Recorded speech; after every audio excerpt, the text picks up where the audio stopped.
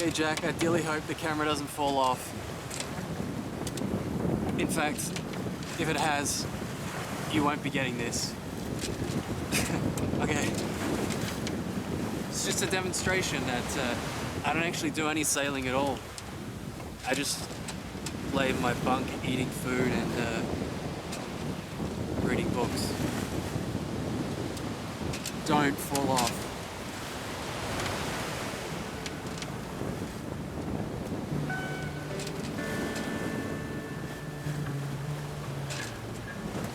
See, no hands. I'm gonna go read a book.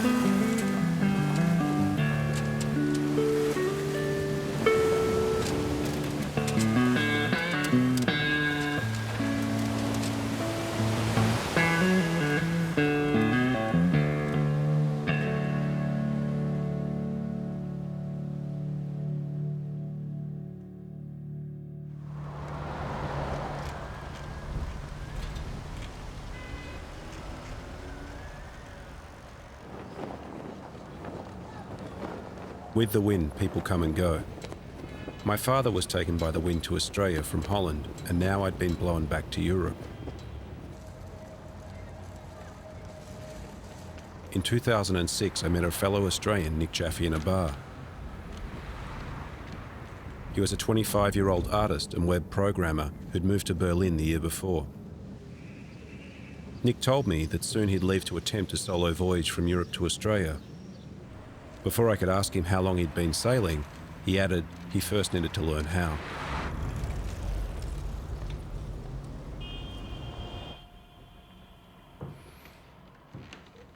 The idea of kind of holding yourself up in a tiny boat for 6 months alone, you can barely sail, you haven't been doing this since you were 5 years old, you know, the inherent kind of risks involved and the kind of complete and utter loneliness, I think,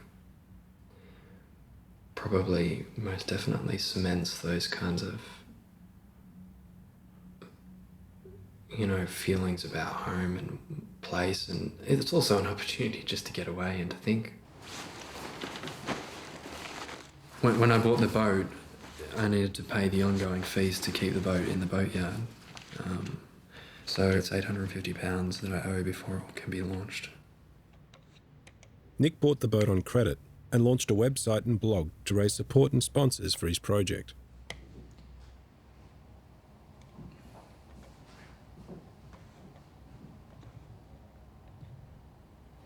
I come here, I suppose, to Berlin on a bit of a search to find out some more about my family history and my father, Franz, who had sort of passed away under kind of strange or unusual circumstances when I was only 9 months old. You know, there were never really any hard and fast answers about much at all, and it's not something I had really sort of dug into with my mum. You know, whether this search is a motivator for me wanting to go on this trip, you know, as maybe what you're interested in, I'm not entirely sure, but I have the German passport, you know, which I technically became a German in 2003. Whereas in Australia, I've had the passport all my life, obviously, that was where I was born. And,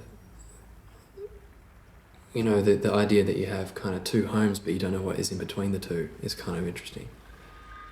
On one thing, the distance is a 24-hour flight, and the other thing, it's kind of an epic, death-defying experience to see what is in between.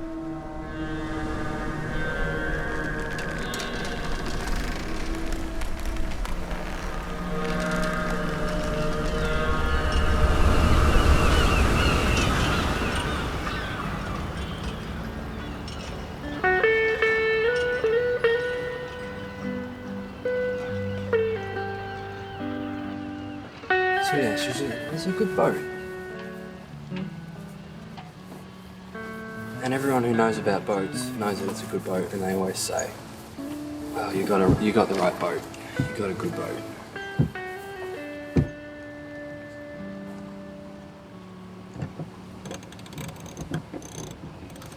Are you going to have time to anti-foul? Yeah, I'll do it when I get back. In going to clean this up before you put that on? Anybody who's got a dream, who's got a mission, you know, something they want to do, then I don't see any reason why you can't make it happen. Fair play to him, he's come down and he's got his shit together and he's, you know, the boat's looks like a different boat now. We've still got work to do on it.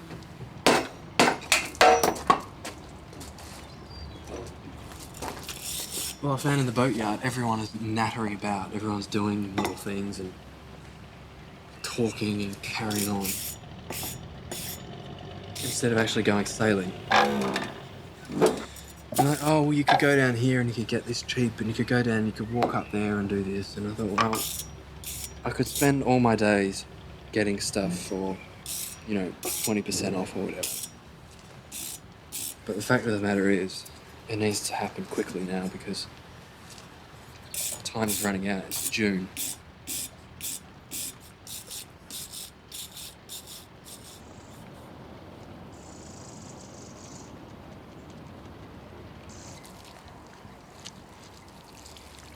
I think she made her decision, and then when I went away, it more or less made it easier for her. And I guess I am annoyed that she decided to do it when I was here because there was nothing I could do. When you say that you did it here, like in the sense that you broke up... Yeah, that she decided that breaking up via email or via the phone was reasonable, and I was pretty disappointed because I don't think that's reasonable.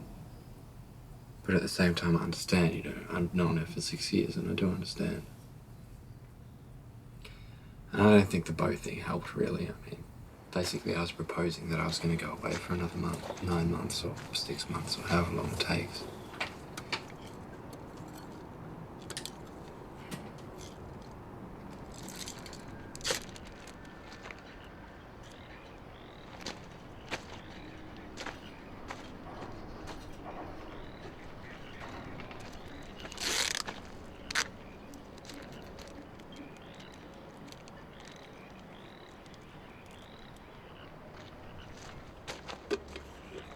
I think I'll definitely be complete and utter fear when it starts.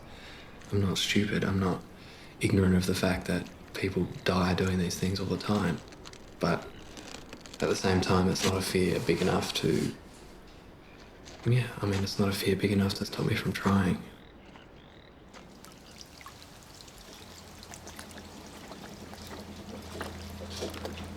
Well, I've been across the Atlantic about 10 times, but other than that, I've never been across the Pacific. He was going to go to the moon, but he said there was no atmosphere up there. But the Atlantic can be hairy, or...? Any bit of water can be hairy, you can drown in Southampton water the same as you can anywhere else. How long do you anticipate? I haven't got really any time restraints. No. I would say 6 months, 6 to 9 months. Yeah. Oh, okay. Yeah, I mean, I do deliveries and... yeah, you can't... I pick up a boat around the south coast here somewhere and says, oh, well, we'll be in Gibraltar the day after tomorrow. So, well, you might be, but I bloody well won't. Can't with this thing, 5 knots. Well, you don't worry too much if the wind's against you. Stop and take the sails down and do a bit of fishing. The route Nick has chosen to reach Australia is not the shortest. He'll sail in a westerly direction across the Atlantic and the Pacific, the world's 2 biggest oceans.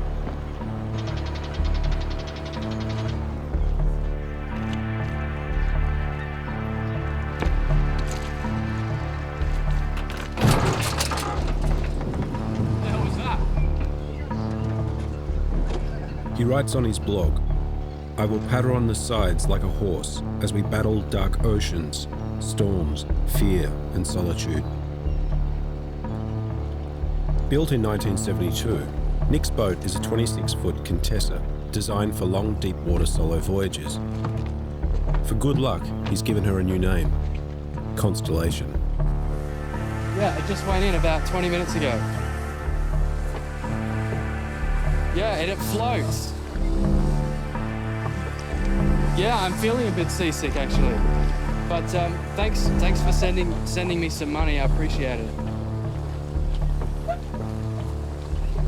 That's good.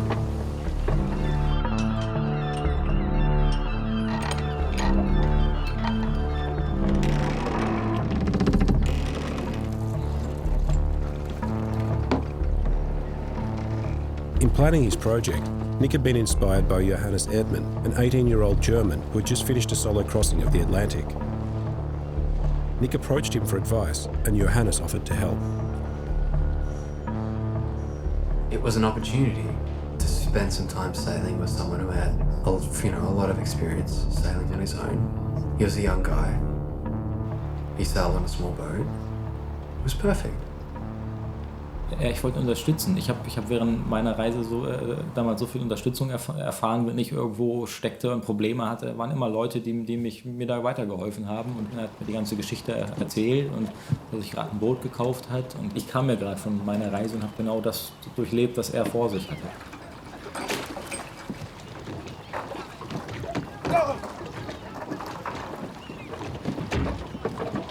Seine Rettungsinsel war nicht gewartet, also habe ich meine mitgebracht, und das Boot war noch eine echte Baustelle. Wir haben ja noch einige Tage da dann gebaut und gebastelt. Er wirkte halt sehr, sehr optimistisch und blauäugig, aber er war auch immer sehr bedacht und hat immer alles irgendwie so richtig aufgesogen, was ich gesagt habe an Wissen, und welche Tipps gegeben habe. Dann hat er gesagt, oh ja, das ist gut. Stecker hier. Bei mir war es so, ich war 11 Monate unterwegs, und als ich mein Schiff in den USA verkauft habe und zurück nach Deutschland bin, 2 Wochen später saß ich in einem Hörsaal mit 200 anderen Studenten, und das war wie so ein Riesenloch. Ich habe fast 2 Jahre gebraucht, um mich wieder in Deutschland einzuleben. Also das war echt hart für mich damals, wieder reinzukommen, weil irgendwie habe ich mich hier nicht mehr wohl gefühlt. Mir hat mein Schiff gefehlt, und halt von dieser Freiheit in diese Eingezwängtheit, wieder ein Handy bei sich tragen und diese ganzen Sachen, die man machen muss, Versicherungen und Behördengänge und alles, was nervt im Prinzip.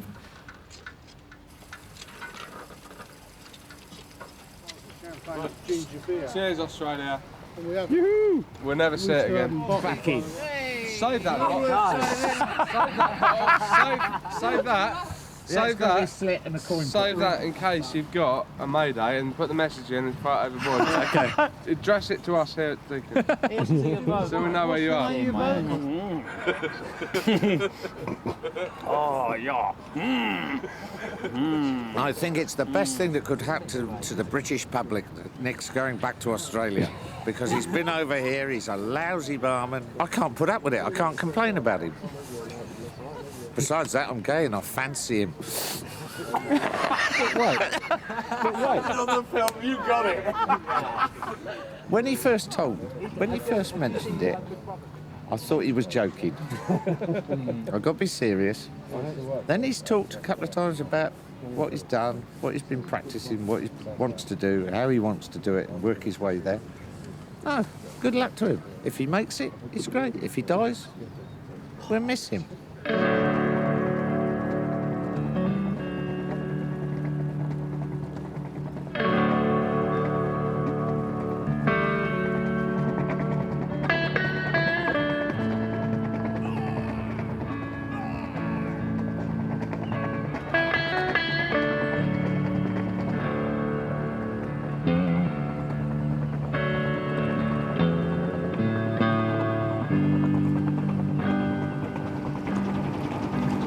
Well, it's going to be a much different place without our Nick. He's made a big difference to Deacon's boatyard and to our lives. He'll be sadly missed. One in a few, you know? Johannes doesn't know, but Nick has pirated off without settling his accounts with the marina.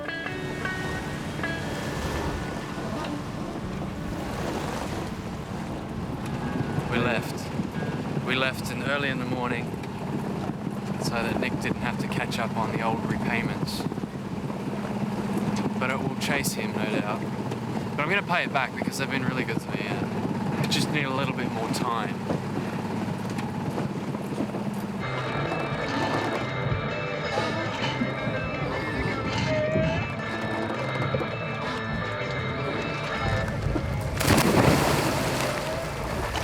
Whoa! That's weird, man. All I can think of is sharks. Are there sharks? Oh, I fucking hope not.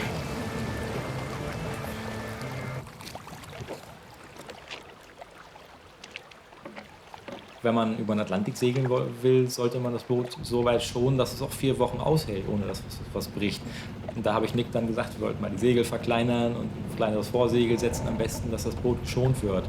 Und das hat er dann gelernt. Auch das Ziel zu erreichen, wenn die Gezeiten gerade mitspielen, muss man das nutzen und dann nicht auf Wind warten und zurückgetrieben werden, sondern notfalls auch mal die Maschine ein Stück anwerfen und solche Sachen. Wir haben halt echt alles Basiswissen im Prinzip einmal durchexerziert. Ja. Und das war echt gut. Es war fast wie ein Fahrschulauto quasi.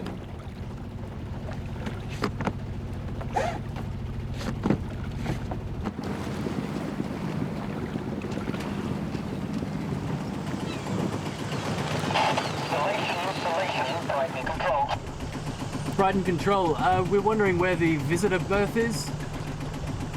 Roger, where are you now, sir? Over. We're just near the entrance. Yeah, it's the first pontoons ahead of you, pontoons 10, 11 and 12.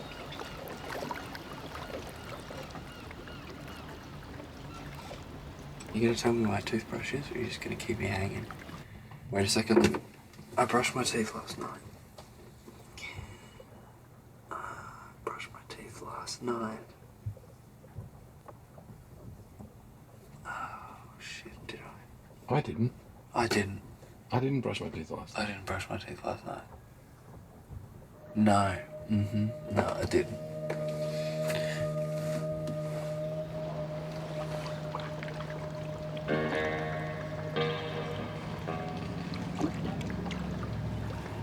It's been a year and a half. Every day, my life has fallen apart. I haven't eaten properly for, a year. I lost my girlfriend of 6 years. I'm in debt up to my eyeballs. The credit collectors are after me. It's all I can think about until I've done it. And I refuse to stop doing it until it's finished. Johannes tells Nick more work needs to be done on Constellation. And after crossing the English Channel together, the two part ways. Early one September morning, the Greenhorn, having learnt the basics of sailing, leaves a marina in Holland and sails south along the coast to France. The boat's not up to scratch, in his eyes, and probably realistically it's not, but, what am I going to do? Spend the next 12 months turning it into the perfect boat? The boat I've got now is a contemporary masterpiece of technology compared to what people have done it in before. It's possible to do things with nothing. Ja, als Nick damals die E-Mail geschickt hat, dass er dieses Jahr noch über den Atlantik fahren will, habe ich das einem Freund erzählt und der meinte, ich soll vielleicht Abstand von Nick nehmen und so tun, als ob ich ihn nicht kenne, weil wenn was passiert, und davon sind dann viele ausgegangen, dass er das nicht schafft, in der stürmischen Jahreszeit noch durch die Biskaya zu segeln, dann bin ich noch schuld, weil ich ihm das Segeln beigebracht habe sozusagen auf so einer Fahrt. Und da habe ich natürlich nicht gemacht damals, aber das war schon, da haben wir schon gemerkt, was die anderen Leute davon denken, weil das war schon echt gefährlich.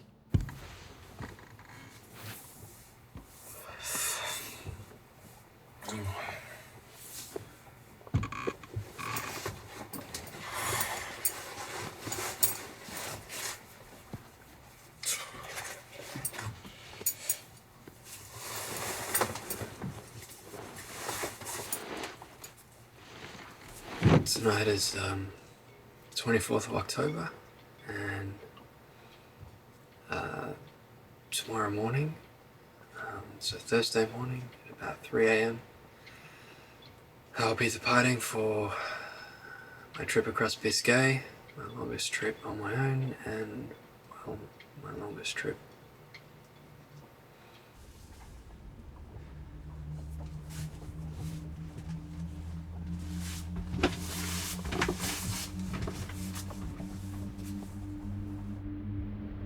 Known to seamen as one of the most dangerous stretches of water within the Atlantic, the Bay of Biscay is notorious for its heavy storms, big swell and strong currents.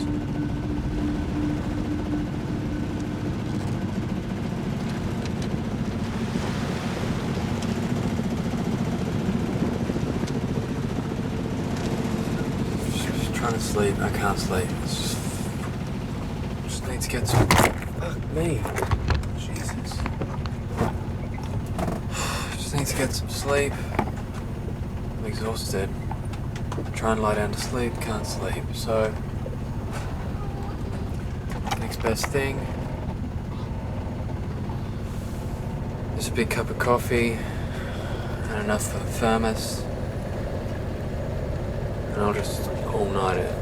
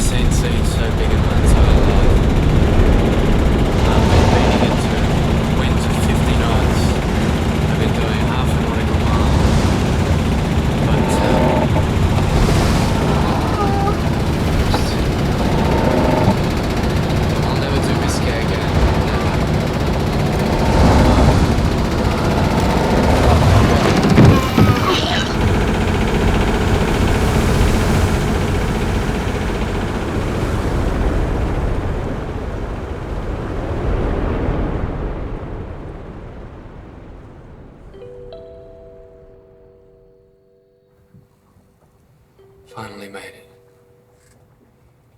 That was the longest 15 miles of my life. It's nice to be on dry land.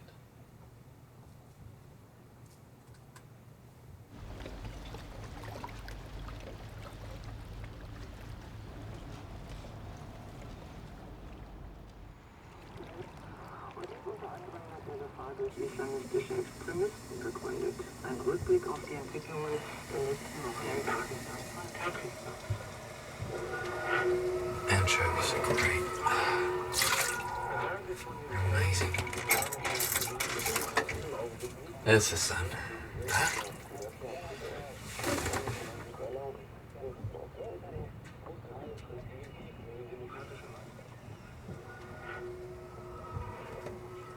Yeah. Worth every minute.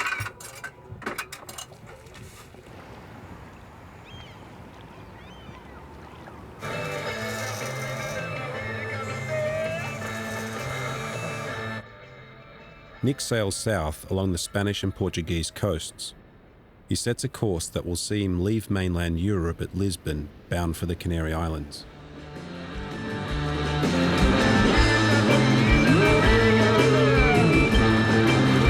Still haven't seen anyone. I saw one plane, and no ships. So either I'm on the wrong course, and I really have accidentally redirected to Canada, or unless there's no one out here. This is the main track, which broke the other morning at about 4 in the morning. It's really annoying. I mean, it's not very strong, as you can see, but so I had to rig it straight down onto stanchion post. Sort of a jury rig, and it seems to be working okay.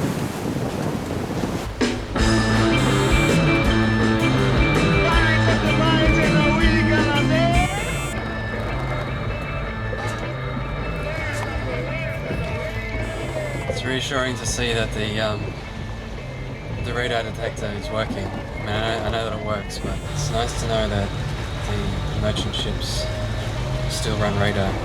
Well, that one is anyway.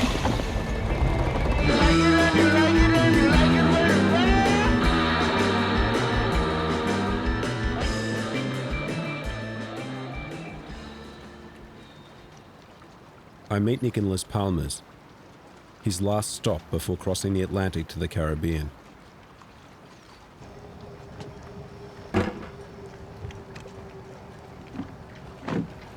One of the things about the boatyard and me leaving without making that payment has really irked me, because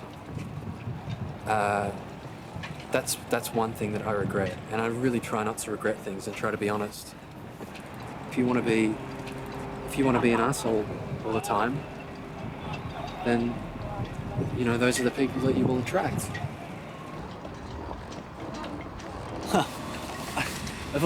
All my clothes are getting slowly destroyed, but I've been really careful with my suit.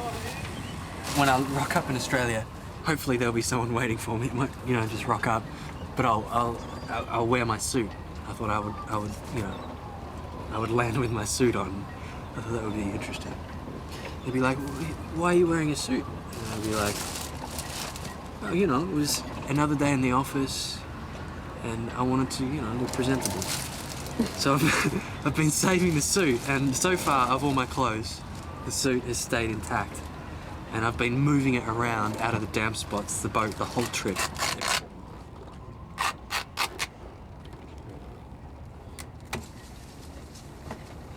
Oh, see? It always happens. I'm not really trying to make a fashion statement, am I? Right.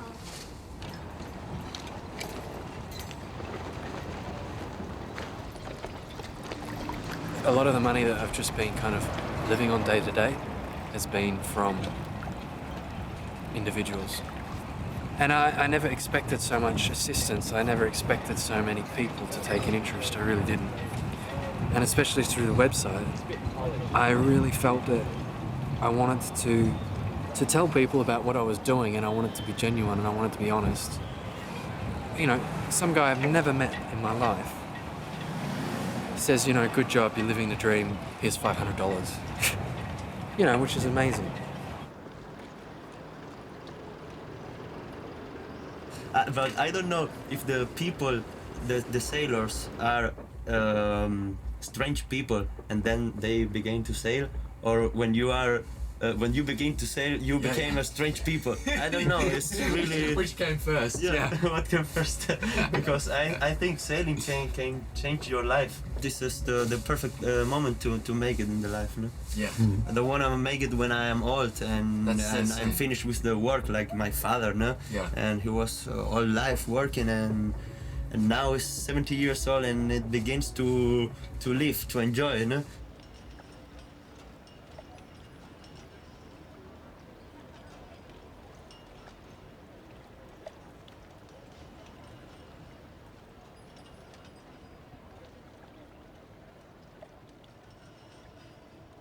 There are things in my personality which I don't know where they come from, and I suspect maybe they come from that kind of... from my genetic father. My mum doesn't talk about it, but I reckon she probably sees things in me, maybe personality traits, things like that in me. And I guess I'll never know what those are. The question then becomes, are we a product of our influences? Or are we a product of our genetics? And that, because, my dad, who I consider my dad, I grew up with him, I would consider myself more Americanized than I would Germanized. And my American dad, this is the kind of thing my American dad would do.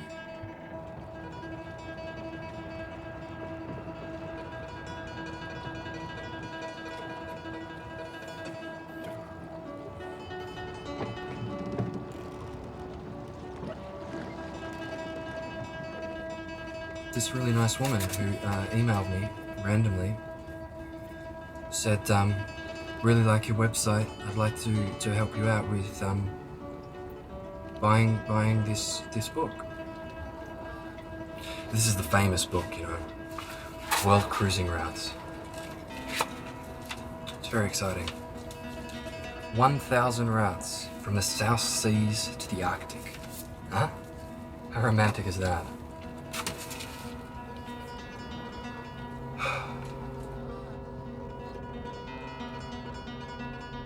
I'm a sea bandit in the sense that I don't have any sort of I don't have any sailing qualifications. I don't have an insured boat.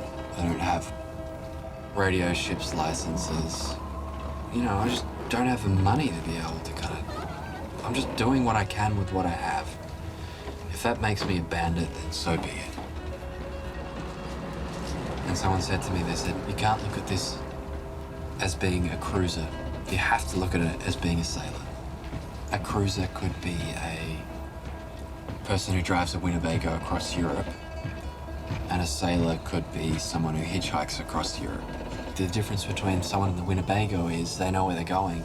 The difference with the hitchhiker is they're looking for a ride in a general direction. And I think that's what I'm doing.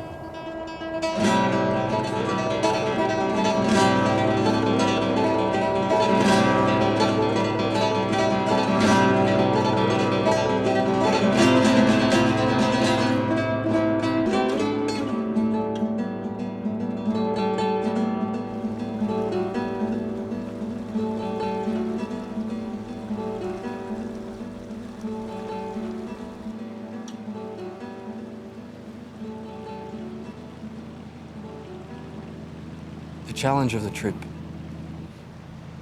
is actually what is driving me. One person said, why are you already planning about trying to get across the Pacific when you know, two oceans ahead of yourself? I get anxious to keep going though, definitely.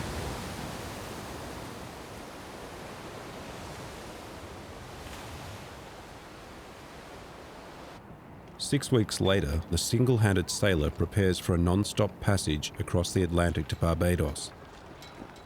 As I leave, I give him a canister of questions that he can answer on his voyage. Today, the boat's kind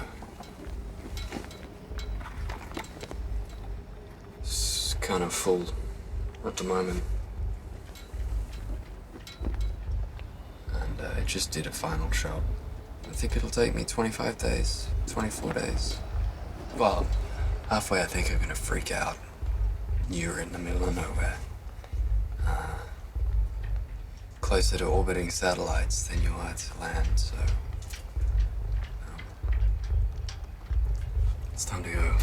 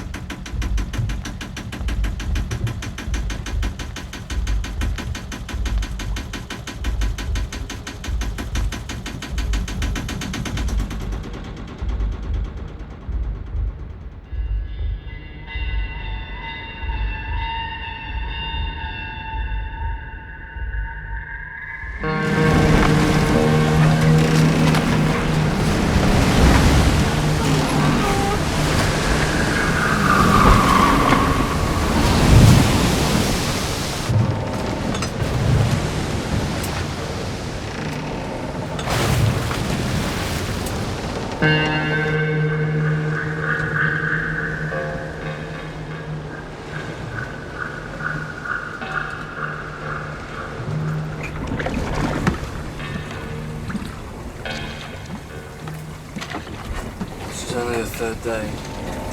Shit is going everywhere.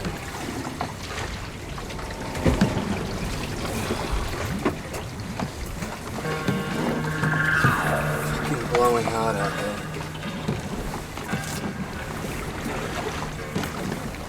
It's been hanging on all night until daylight, so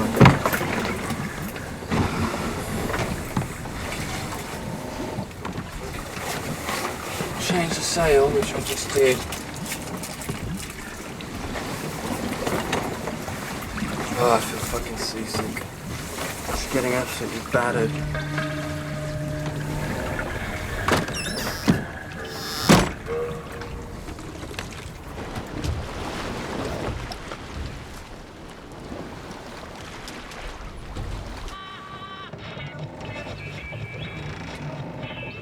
So, Jack, I'm gonna crack one of your questions out.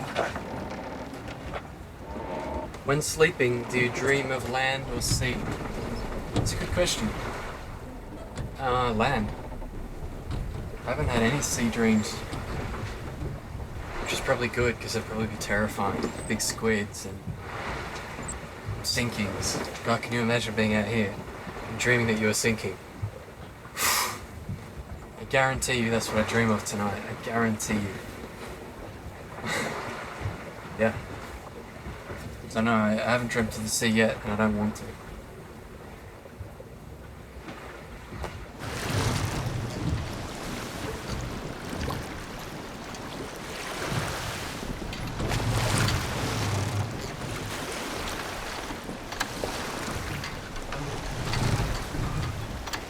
So we'll be heading towards the setting sun for the next 18 to 20 days, I imagine. I hope no more, because I'll run out of food.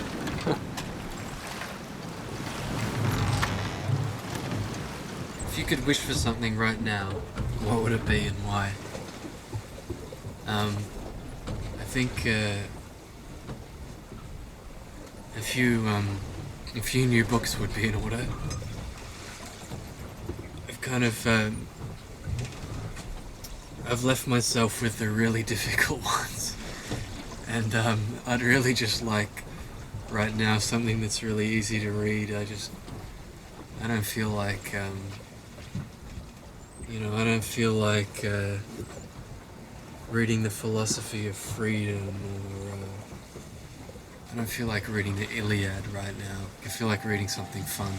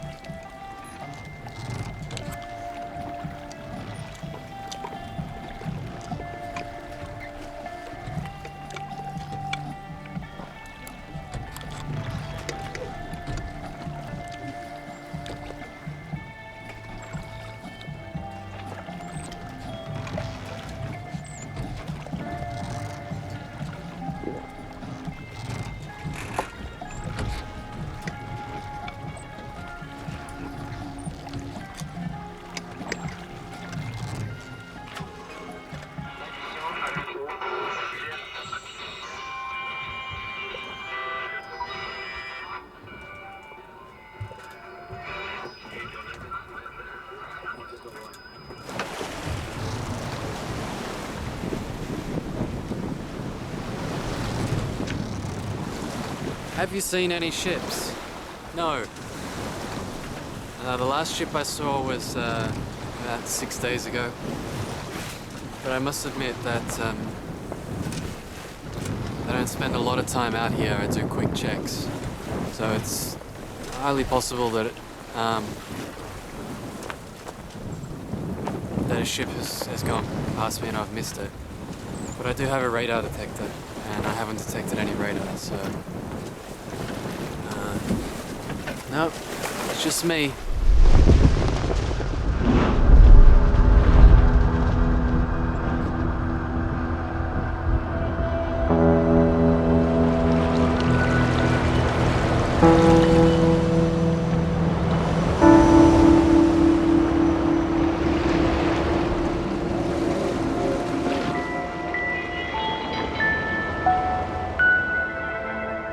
So it's 5 o'clock in the afternoon,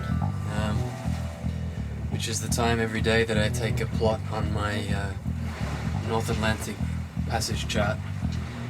There's where I left here, Gran Canaria, and it's a bit difficult to see, but there's my track.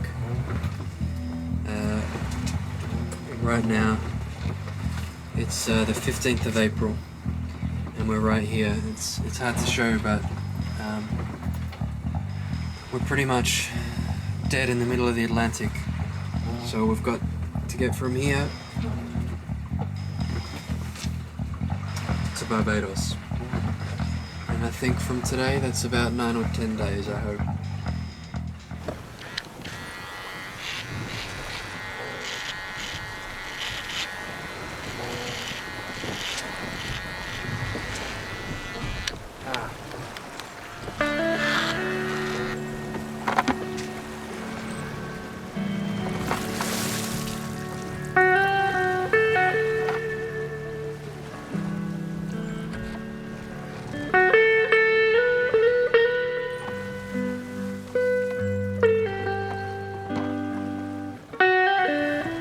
Question-free day, just saying, like, Hello and wishing you well, Jack and Regina.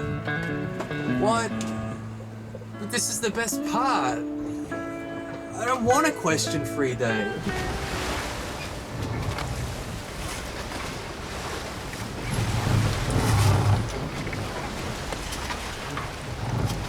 This is what it's like every night.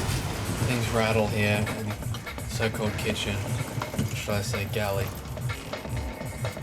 And they annoy me to no end. So I just lie here with the radio playing. GPS is always on, so I can glance at it to make sure we're going in the right direction.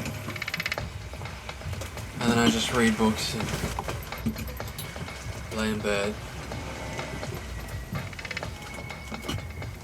And then it's just pitch black outside. We do about 60 miles every night in darkness.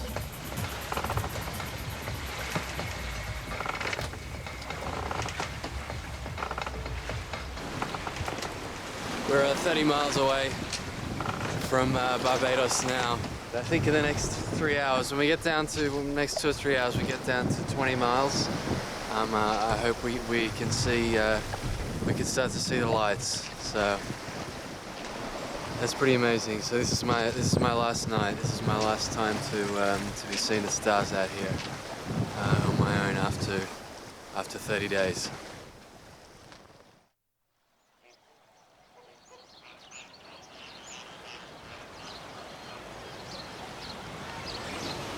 So here we are.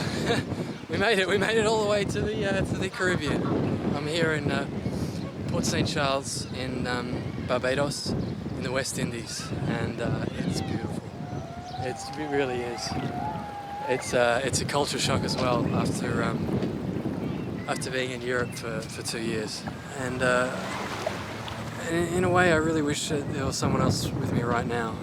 I don't feel lonely, but it would just be great just to have someone here and just go, hey, you know, how cool is this, you know? And I sit in my boat and I go, Nick, how cool is this? And I say, well, you know, it's pretty cool, but it's just not the same, you know? Oh yeah, the first thing I did when I got here was I went for a walk. I had to get some money. First thing I ate was a hamburger. So that was pretty unexciting.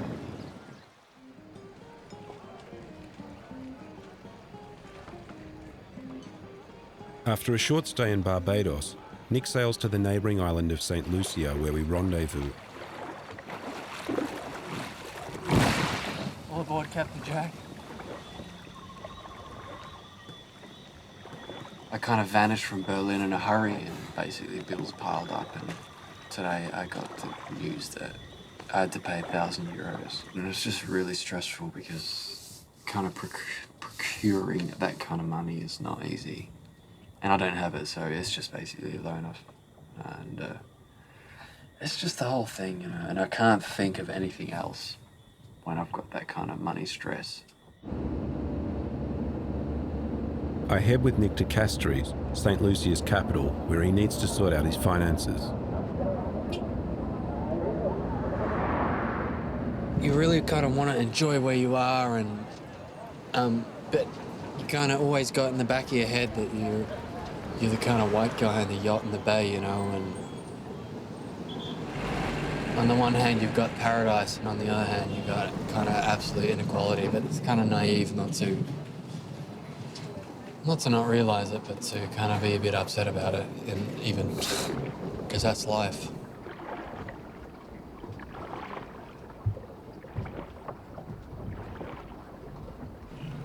If you're here on a yacht, you're wealthy by world standards.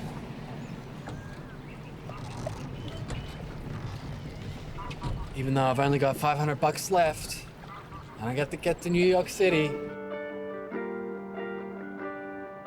Nick had wanted to use the Panama Canal to reach the Pacific rather than face the notorious Cape Horn. But he's reassessed, and due to the changing seasons and his debts, he's decided to sail for New York, his stepfather's home city, where he may find work over summer. He's even considering trucking the boat overland to San Francisco.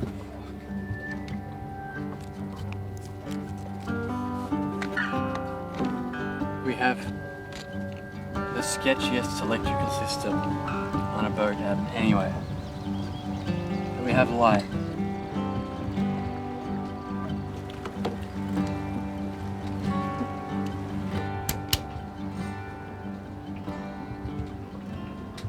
That's right.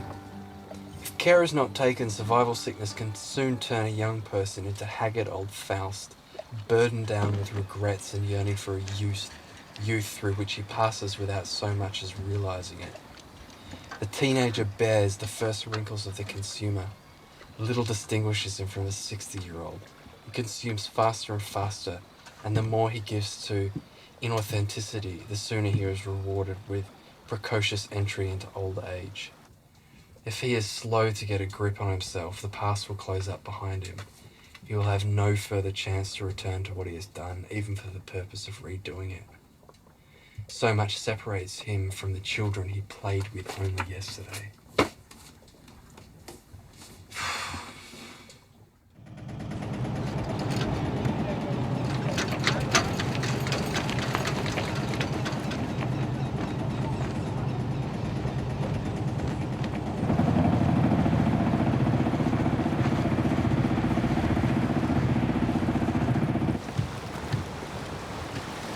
To do this voyage again would be really enjoyable, to kind of have a kind of bigger boat and to get your closest friends or whatever, go exploring with them, you know.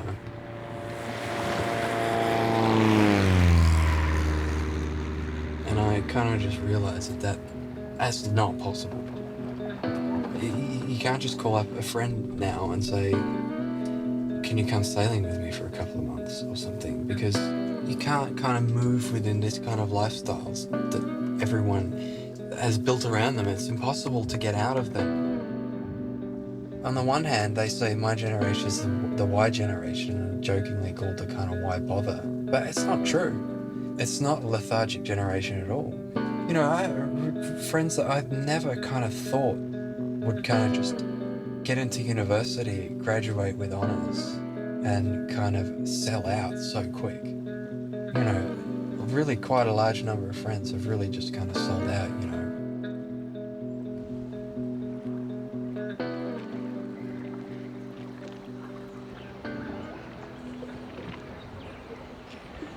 How do you feel about leaving paradise, Nick? Well, you know, the good comes, the good goes. If you stay here, you know, it'll just become blasé. So, if we go now, it'll just be a good memory. Besides, I'll come back someday, maybe.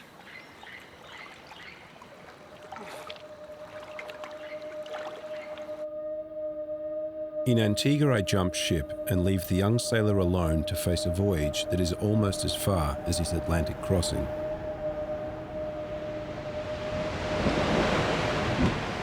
The trip up to New York is huge. But I feel after the Atlantic, I feel a lot more comfortable about provisioning and about what to expect. And it'll be good.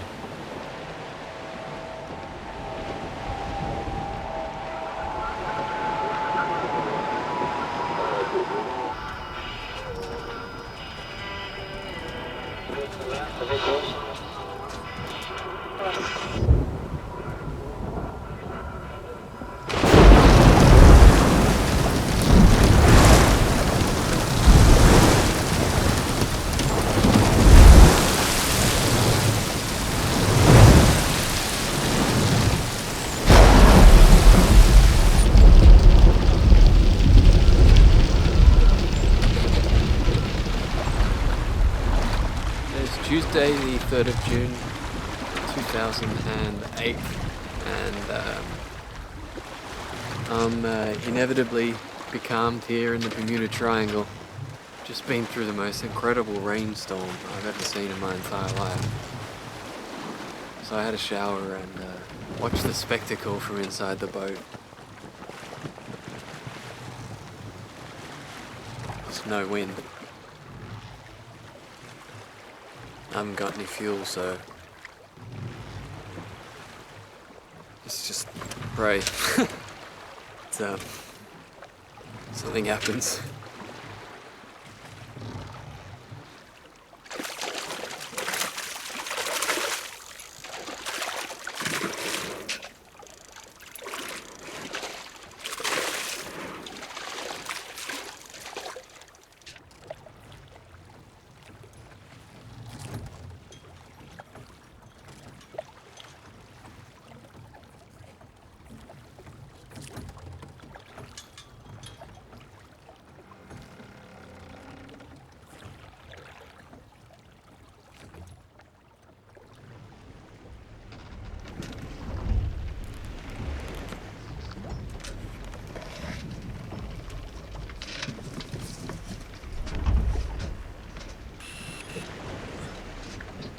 actually incredibly spooky out there. There's some kind of weird fog. I don't really think this area was known for fog, but it's just really eerie. I feel like it's a ghost ship or something out here, or that some big pirate ship is going to come up over the horizon. But now that the night has fallen, it's a little bit scary. I'm glad I have the radar detector, at least I can't be plowed down by a big ship.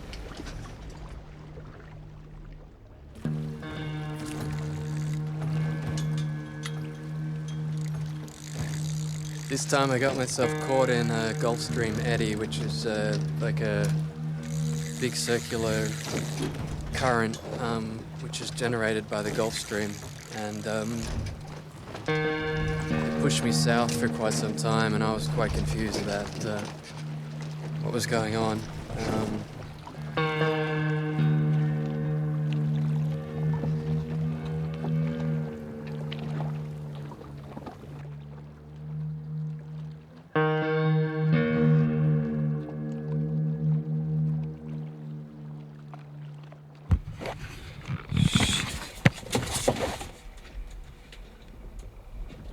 Really fucking pissed off now. We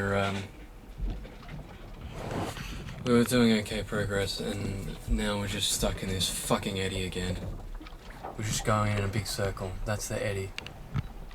And now we're just going back to where, you know, I got caught in it. We're literally just going in a fucking circle.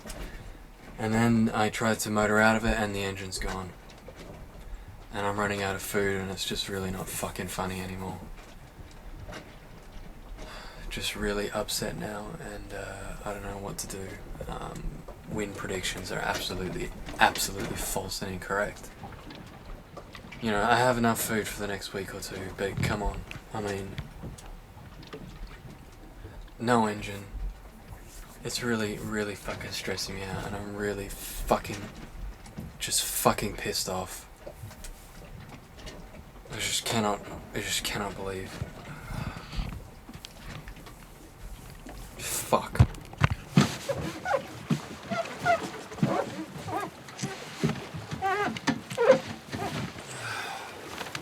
It's just fucking disgusting, this shit.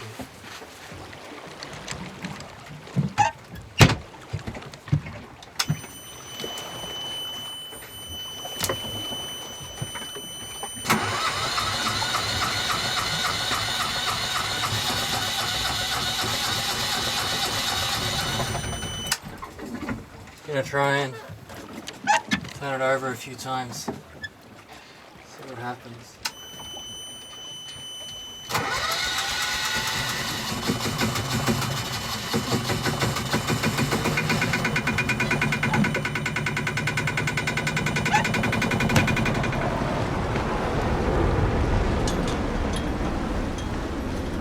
So I'm feeling better today. We're escaped the wrath of the eddy.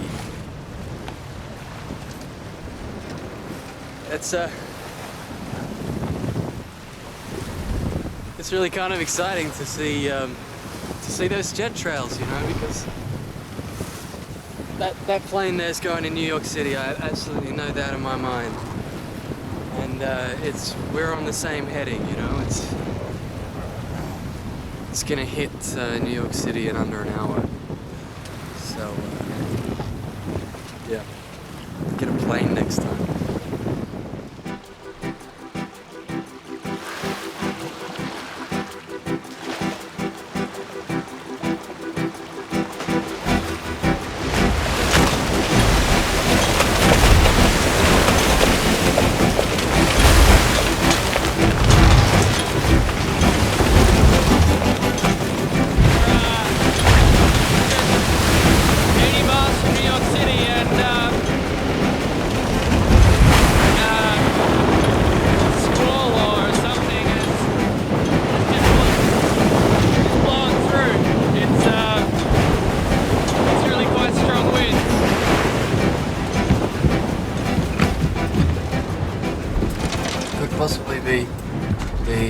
strongest winds I've experienced so far, which is kind of ironic.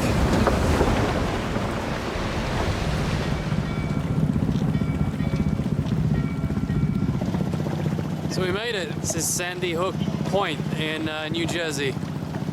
First sight of land in 28 days now. So I'm just going to go to an anchorage now and sort out customs clearance and get something to eat.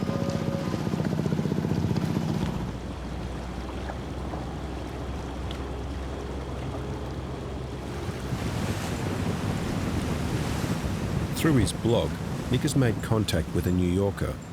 Due to Constellation's failing engine and fuel shortages, the local has come to tow her and Nick. They head up Long Island Sound to Greenport, where a marina offers Nick a free berth over summer. Constellation is in need of some serious repair.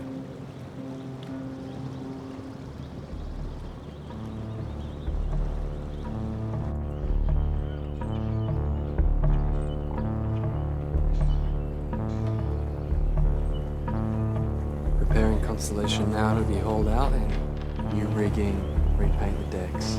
Should be beautiful.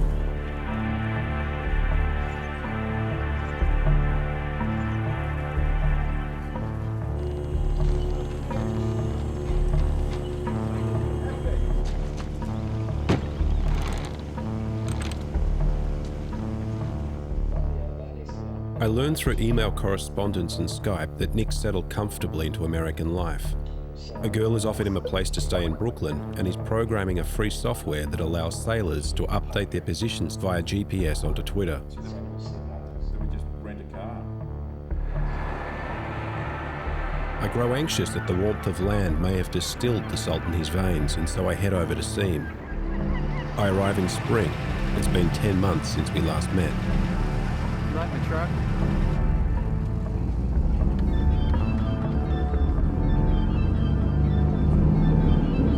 I came in here. Boat was broken. I got in the newspaper. And then a local family, the Ferraros, threw me a big party in their house. Like a fundraising party, which was amazing. They had, catering and everything. It was incredible. And then the Brewers Boatyard and Mike have been letting me stay here for free. These guys have sponsored all their labour, put it together. You seem to get lucky, Pete. I know, I have some weird. Mum says I have good merit.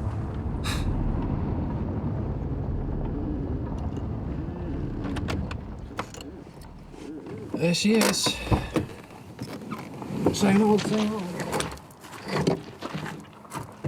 Alright, I've got to go to the rigging shop.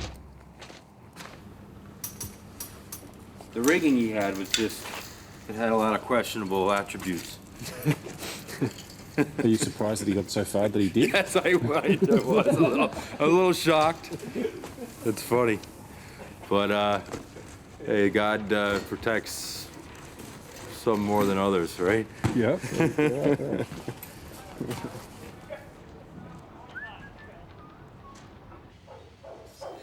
I've had 3 beers, she's had a 6, and now she wants to drive to Skipper's Bar or whatever. Okay. I was like, okay. And we drive out, and she's like, yeah, we should have a whiskey shot and stuff. I was like, hey, most people get on an airplane and have freak out. Can you imagine stepping on the deck of a boat and then saying, I'm not stopping until I hit another continent? I mean, that's a little hairy. I think that deserves a lot of credit, man, let me tell you. It's like, that's true. The ocean is your escape. Gravity. Is it? Gravity. Oh, absolutely. That's why you got a boat. That's why most people have a boat. They don't even know it. No one will admit it. Right, no one will admit it. Yeah. Things get a little too dicey. You get on your boat and hit the road. With help of the boatyard charity and some savings, Nick's been able to lay down $3,000 to truck Constellation to San Francisco. From there, he'll be able to continue his voyage across the Pacific bound for Australia. How did you both meet? But it was a local newspaper article. And I was like, damn. It's like every kid I know is out trying to blast through the next level of some stupid video game or trying to acquire the next largest car. And I just thought it was kind of cool that somebody's actually trying to do something with a little bit more substance. And then he offered to help me, but he didn't realize that helping meant rebuilding the entire boat. No, actually, you know, there's a graciousness in accepting help too. I had no idea you would actually accept it. Really? Yeah. I'm really annoyed at the damn trucking company now. Every time I call them, they're like, yep, we'll call you probably tomorrow afternoon, give you a firm date. No worries. Oh, okay, cool, no worries, thanks. What is it, you know? They've not called me back. I think they just realized that there's really no rush. Well, there is a rush. I'm in a rush.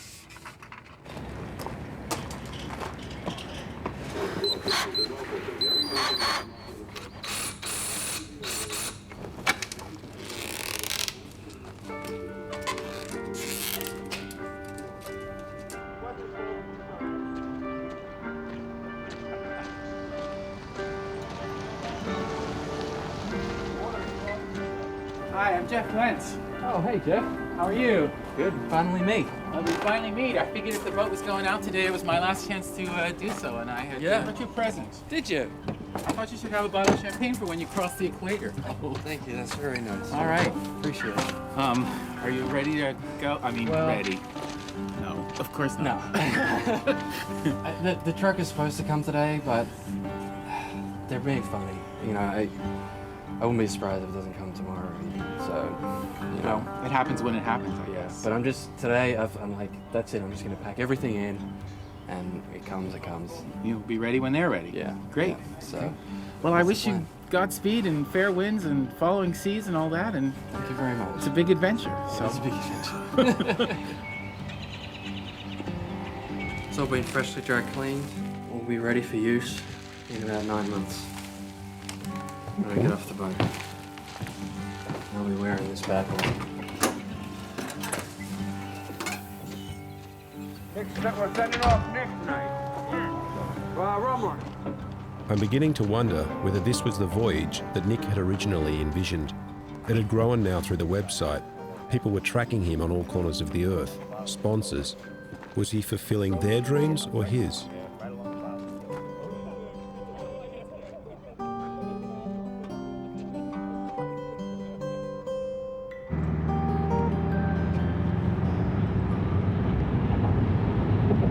Well, there are pressures there, there's no doubt.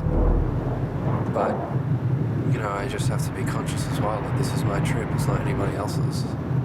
You know, regardless of what people think or what people have done or any of that, there would be no trip if I wasn't doing it, so there are pressures.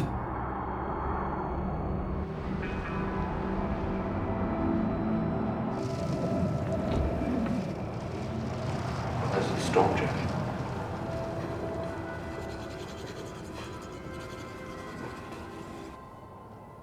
Man, flying in an airplane really is cheating. You see what I mean? Now look at that, all the way from Europe.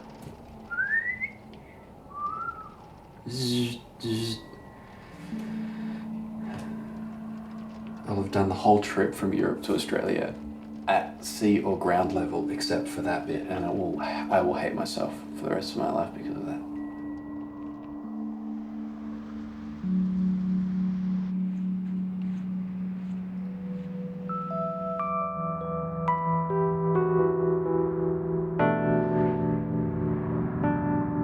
Coming to the Pacific, you can put your hand in the water when you stand on the beach, and there is almost some kind of feeling that there is.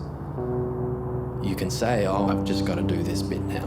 You can't, that's not something you can do in the Atlantic. You can't look in the general direction and say, it's almost there. It's like standing at the top of an observation deck and being able to not see the city because of the fog, but you know it's there.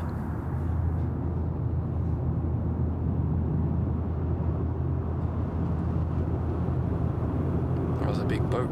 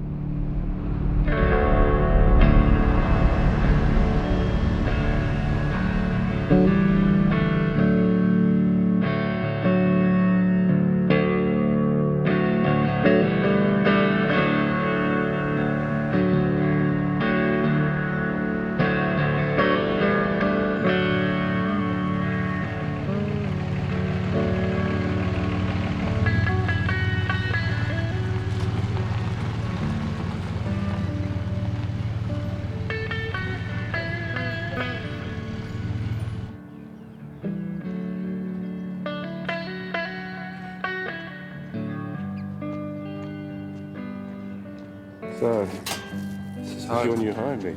This is Yeah. home. I feel like I'm getting back into it. Waking up to the nice view, trudging up to the shower.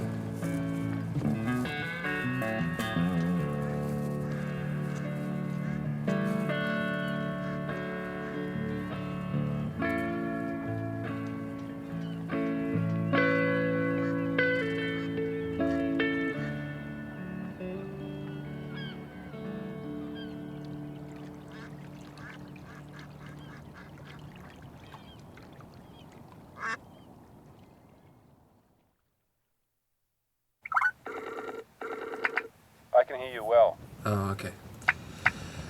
Are you looking forward to getting out on the water?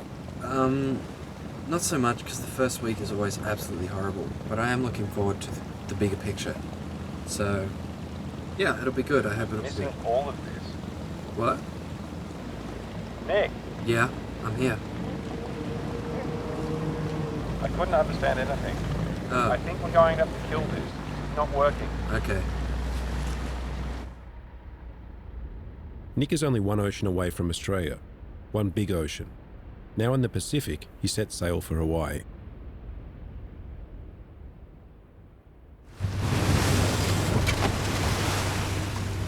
I was thinking today, what an old boat, you know. She's a really old boat. But, you know, what a great boat at the same time. She's not pretty, and I don't really do her justice, but I sell the crap out of her instead, so yeah. So this is my cachet of goodies. One of my real favorites, which is the Dinty beef stew, made with fresh potatoes and carrots. Now, I don't think they're fresh because they're in a can, so I'm gonna add some real fresh potatoes.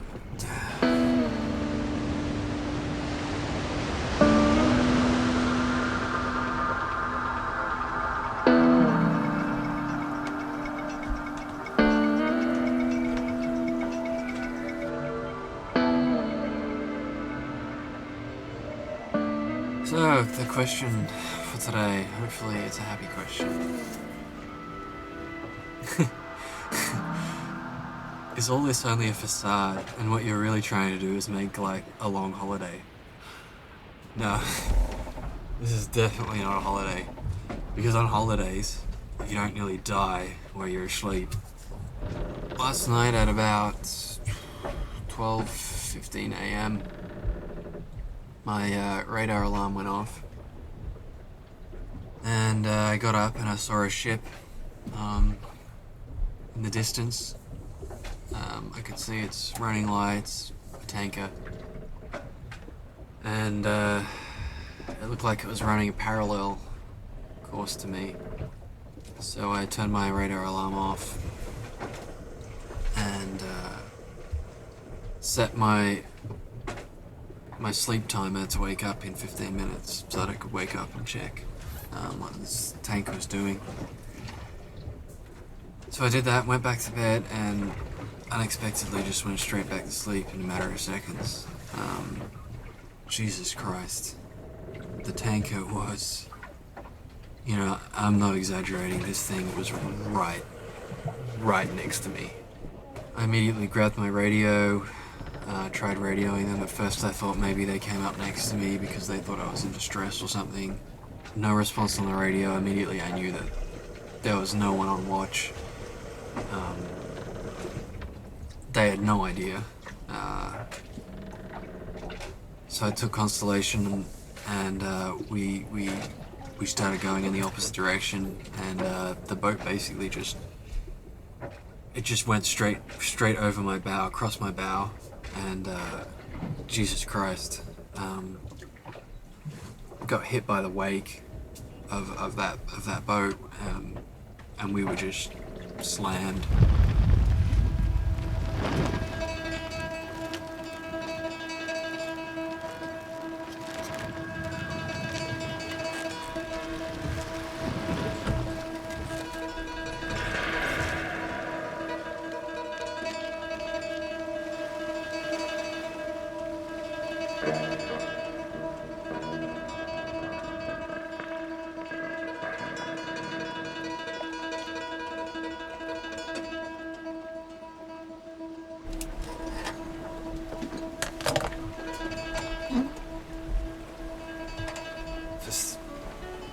just really kind of turning into a I just want to go home and finish kind of thing almost. Yeah, I mean, I've toyed with the idea of calling it quits in Hawaii, but I just can't do it, you know. I'll just keep going.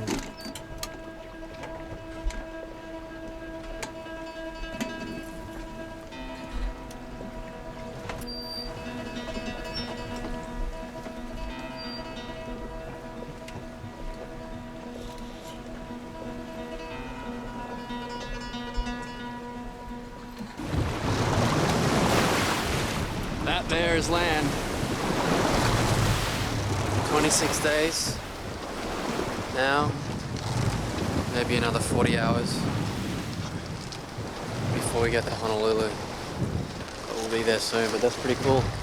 Maui, land.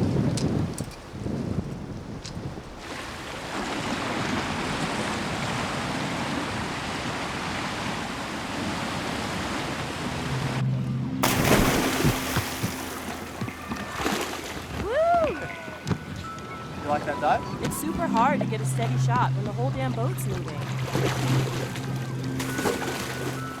In Hawaii, Nick writes to me that he's been held up waiting for a hurricane to pass, and that in the meantime, he'd spent a couple of weeks sailing around the island with an American girl. Ta-da! He's found someone who he can have interesting conversations with and says the passion is alight. She'd proposed to him on Waikiki Beach. He said yes and was now engaged. Spontaneity is the order of the day. If the laws in Hawaii were like those in Las Vegas, he says, he'd be signing off as a married man.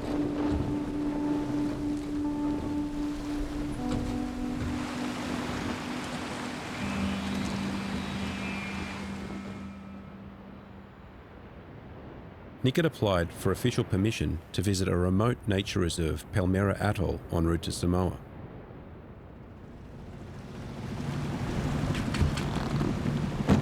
On the day before his departure, and after some heavy discussion, his fiancée quits her job and joins Nick on his voyage.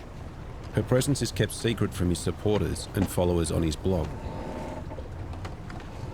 I know what it feels like to sail in a small boat for a month at a time. You know, I've done that. I have that experience. And I'm going to experience something new by having her on board. I'm going to be able to turn up in a foreign place, and I'm going to have a friend there, you know, and we're going to be able to get off the boat and experience that joy of being, we just sailed a tiny freaking boat and we got here. How cool is this, you know? Just to be able to sit there and have somebody else and go, you know, how cool is that? And I'd be like, yeah, you know, and to be able to get on the island and be like, let's go walk up to the end of the beach and drink coconut milk or whatever, you know, whatever it is, you know, just to be able to share the experience.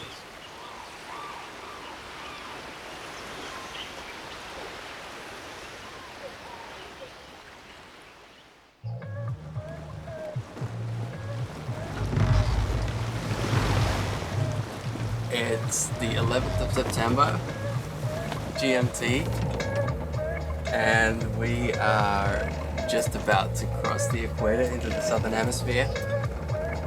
After nearly 2 years, here it goes. I think we just missed it. But we're in the southern hemisphere. I have to look away. It's too hard to watch you. No, but I'm talking to the camera. I'm talking. You're so cute. Jack, I'm talking to myself. You're so fucking cute right now. What is that other voice in this boat? We've been sailing alone for how long? And no one's gonna notice that ring on your finger either.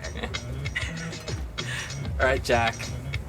We've just crossed the equator, and I would like to thank Jeff for giving me this bottle of champagne, which I'm about to drink in celebration of this rather amazing vacation.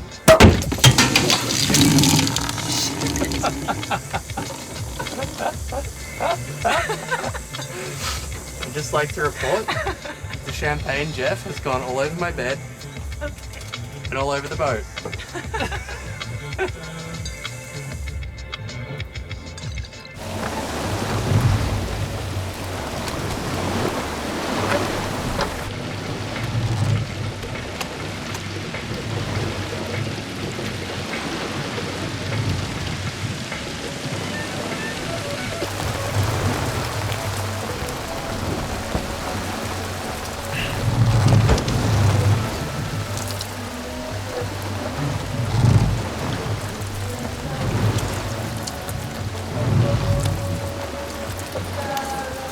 Wow.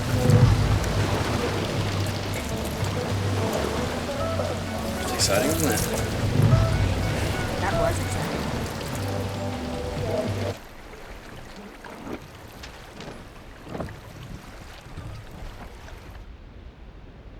Nick and his secret stowaway sail for Samoa. There, the fiancé returns to America. 1 week later, life on the islands is dramatically unsettled.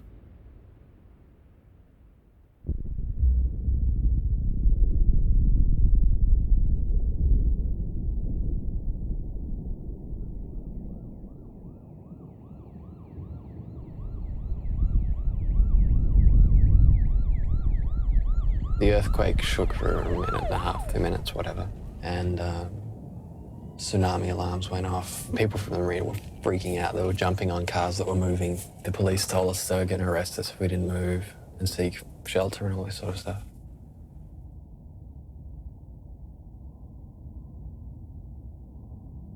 I just had it in my head. I don't really know much about tsunamis, and I just had presumed that the majority of the rest of the island had been affected the same as Apia had been, which was not the case, because the pulse came from the south of the island and Apia is on the north. We got to the other side, drove down to the coast, and the wave had come in about 300 or 400 meters. So yeah, I helped out for a couple of days, and then I decided to just go. You know, eventually there actually became too many Red Cross volunteers, and things were becoming mismanaged. People didn't know how to handle the people and, things like that. So then I decided to go down to Nui Tuputapu, which was a small island 300 kilometers south of Samoa, which was badly affected with only a population of 800, and they had only had the supply ship 6 months ago. So I went down there with some other boats. People brought a lot of stuff. It was very effectual, actually. That was really good. I mean, these people are still living subsistence lives, They actually have to fish to live. And just what they had is totally decimated. The Pacific Islanders are incredibly affected by our influence, particularly the missionary influence. Is phenomenal. I mean, these islands have been just destroyed by people on boats for the past 250 years, And in a sense, you can't help but feel a little bit part of that.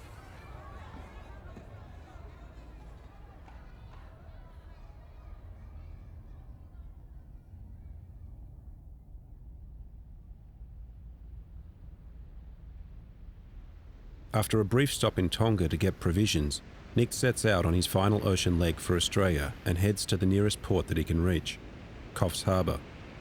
It's 1,400 kilometres north of his home city of Melbourne.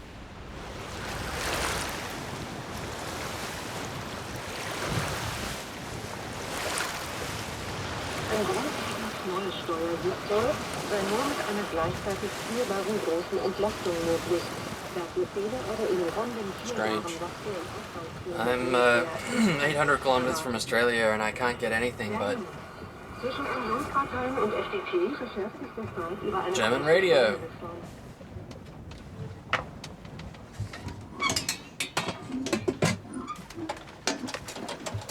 Alright, question time. Uh-oh, this looks big. I know that this influence of John, your father, has much weight in your life, but again I ask you this. In what you're exploring, are you attempting to fill a gap of knowledge in your life, perhaps a link to your biological father within your own self? I definitely was attempting to fill a gap of knowledge in my life when I went to Berlin. It's still not filled, really, and that was really, I think, a lot to do with the language barrier. You know, I have Franz's passport and things like that, and his address, and at some stage in my life I would actually really like to go back to Germany and go to Stuttgart, and maybe even try and find, you know, I've been thinking a lot about, you know, he must have had best friends. What happened to his best friends? Where do they live? What do they think? What did they think when he died?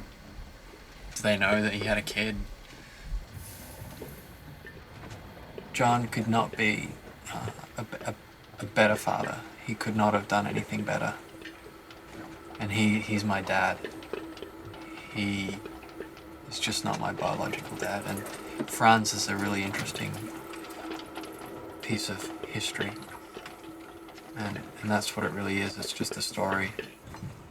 This, I have no idea why I've not been doing this for years. Popcorn. This is incredible. Looks like it worked.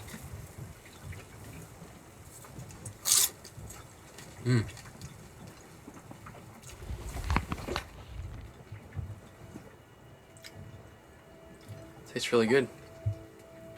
Feels like I'm at the cinema.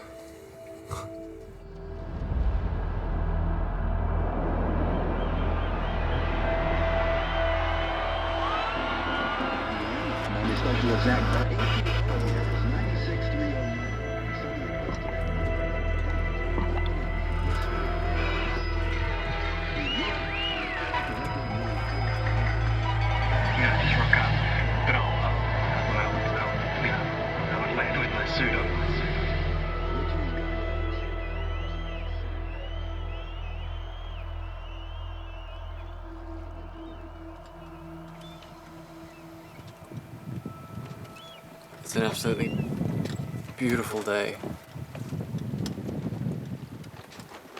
I can't help but think about how hard this has been, and what I've gained and what I've lost, and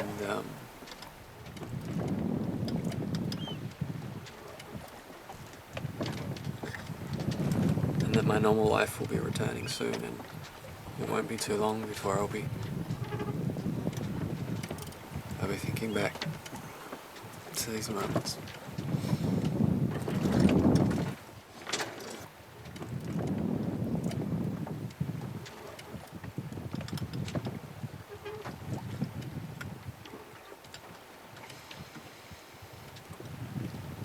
You know, it's one or the other.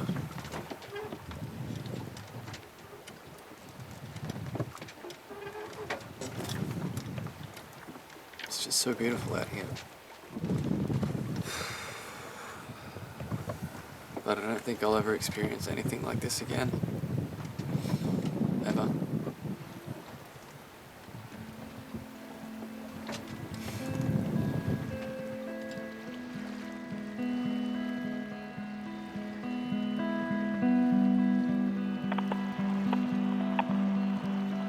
Am I the first person you've spoken to in a while? Yeah, in the last 3 weeks. How can I say to Australia now exactly? Well, I am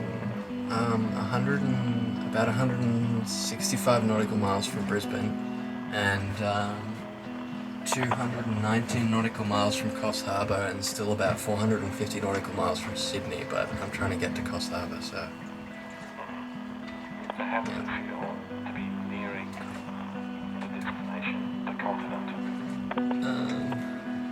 I think it's just going to be a huge, epic anticlimax.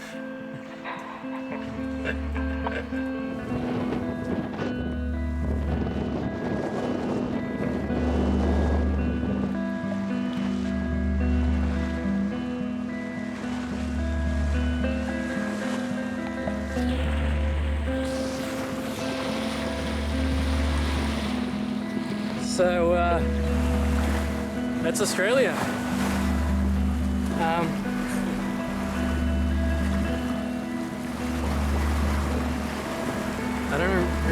to say. It's been 2 years and 3 months. It's taken 2 years and 3 months of work to see that. And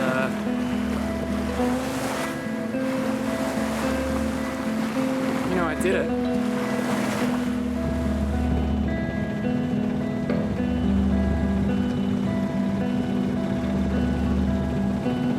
Yeah, we're in.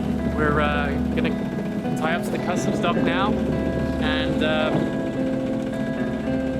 that'll be it. I hope it's as easy as that.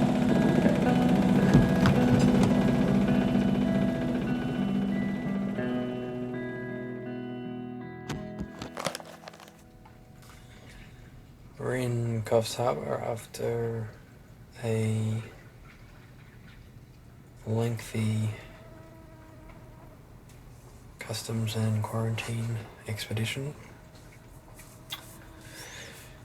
Expensive too, $300 to enter Australia, plus GST, so $330. I've just been the master of my own little universe out here, and now I get into port and I have to pay all this kind of money just to come here, and now as an Australian citizen bringing a foreign boat, I have to import the boat now, and I've got to come up with 17% of its purchase value, and just didn't realise things were going to get so complicated so quickly.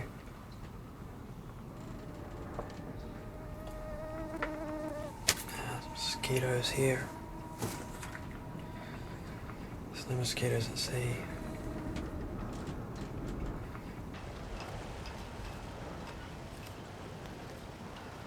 I arrive in Coffs Harbour, and it's not the homecoming I'd expected. Not for Nick either. We're 1,400 kilometres too far north. When he'd left Southampton in 2007, Nick had set out to reach Melbourne, where it envisaged a welcoming party of friends and family waiting for him on the dock. But that was long ago. I've got this boat now, but I've got absolutely no money. Like, I have literally a couple $100 in cash. Is this the bitter end? Do you know what the bitter end is? The bitter end is a nautical term. It's the end. When you let all your anchor out, the bitter end is the last bit of rope that's holding onto the anchor. So you let the anchor out to the bitter end. Well, it is the bitter end. We've let all the chain out. Just let out 3 years of chain. We just got to the bitter end. It's just all too...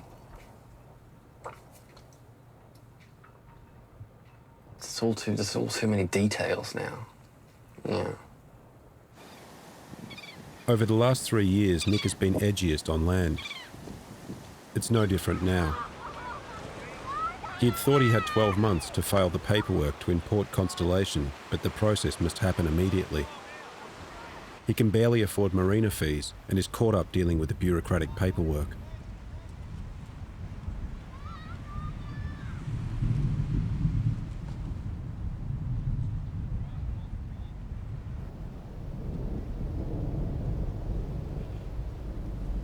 Is that what you thought? That you'd pull the camera out and there'd just be an end? Nick coming in, fucking choppers, a couple of chase boats, comes in, 200 people are waiting at the dock. Is that what you wanted?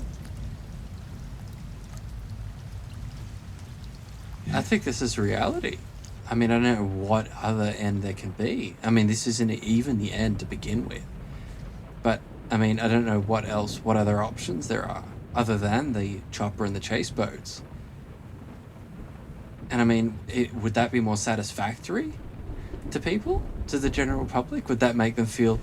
Would that give people a feeling of accomplishment? Is that what this is about? Is this about giving other people a feeling of accomplishment? Like, God, I feel good.